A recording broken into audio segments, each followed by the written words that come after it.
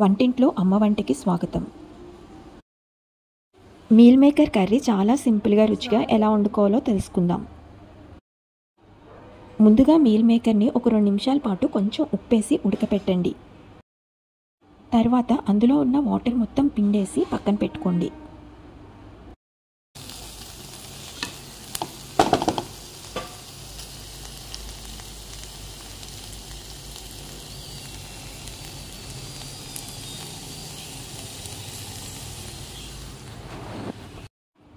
Oil వేసి ఉల్లిపాయ, కరివేపాకు, పచ్చిమిర్చి వేసి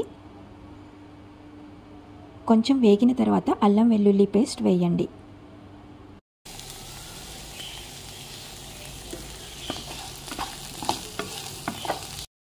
అల్లం వెల్లుల్లి పేస్ట్ వేగిన తర్వాత మనం ఉడకపెట్టిన మీల్ మేకర్ని అందులో వేసేయాలి. ఇప్పుడు అందులో సరిపడా ఉప్పు, కారం, పసుపు వేసి మరికొంచెం సేపు వేగనివ్వండి.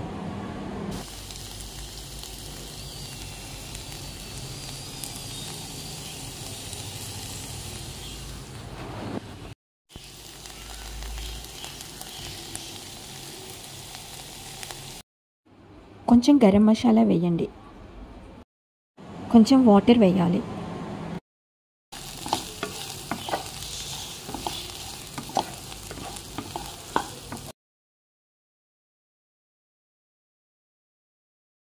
చివరిగా కొత్తిమీరతో గార్నిష్ చేయండి. ఈ మీల్ మేకర్ కర్రీ చాలా సింపుల్ ప్రాసెస్, చాలా టేస్టీగా కూడా ఉంటుంది. కాబట్టి తప్పకుండా ట్రై చేయండి.